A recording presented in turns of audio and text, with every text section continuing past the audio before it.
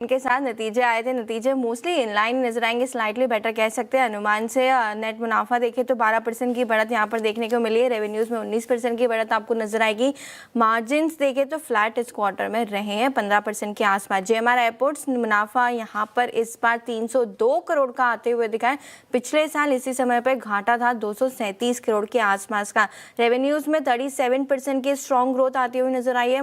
कामकाजी लेवल पे मुनाफा देखें तो 43% की ग्रोथ नजर आएगी और मार्जिन्स भी 100 बेसिस पॉइंट से सुधर के ऑलमोस्ट 38% के आसपास आते हुए दिखे।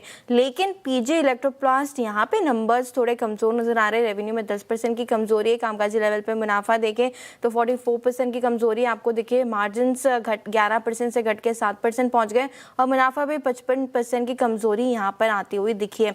दीपक फर्टिलाइजर्स कमजोर यहाँ पर मुनाफे के तौर पर 50% की कमजोरी मुनाफे में आती हुई नजर आई है।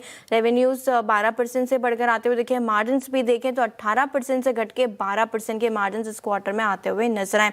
बाटा ये स्टॉक भी अपने रडार पर रखे। रेवेन्यू में मात्र 5% की बढ़त इस क्वार्टर में देखने को मिली है। कामकाजी लेवल पे तो मुनाफा 15% की कमजोरी वहां पर आती हुई नजर आई है। इस बार कंपनी ने मात्र 2 करोड़ का मुनाफा किया है, जो कि पिछले साल 46 करोड़ के आसपास का था। तो लगातार इस कंपनी की तरफ से कमजोर प्रदर्शन देखने को मिला है पिछले कुछ क्वार्टर्स में। फिजिक्स वाला स्टॉक फोकस में रहेगा। बहुत अच्छा क्वार्टर रहा है कंपनी के लिए। रेवेन्यू में 50% की बढ़त है। इस बार कंपनी ने जो नेट लॉस है वो भी घटाया। 293 करोड़ का लॉस था, उसे घटा के 74 करोड़ के आसपास आते हुए दिखा। और कामकाजी लेवल पे तो प्रॉफिट आते हुए नजर आया 28 करोड़ का, जो कि घाटा था 228 करोड़ के आसपास था। इसके अलावा कुछ स्टॉक्स आपको रडार पर रखने हैं। विप्रो 18% एडीआर ऊपर थी। कंपनी ने सर्विस नाउ के साथ पार्टनरशिप की है एआई को लेकर across the platform enterprise services. AI जो है वो यूज करती हुई दिखेगी आईटी, एचआर, प्रोक्योरमेंट और साइबर सिक्योरिटी के तौर पर। सीएनबीसी आवाज की एक्सक्लूसिव खबर है, यहाँ पर भी फोकस रहेगा। पीबी फिनटेक पे यहाँ पर ब्लॉक डील देखने को मिल सकती है।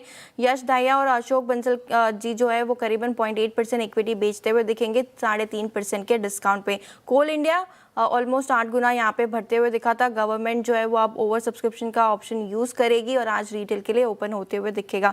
डेल्टा कॉपर नज़ारा भी अपने फोकस में रखे। वो जो जीएसटी का मामला था उसे अब सुप्रीम कोर्ट ने अपहोल्ड किया है, मेंटेन रखा है, तो ये स्टॉक्स भी आज फोकस में आते हुए दिखेंगे।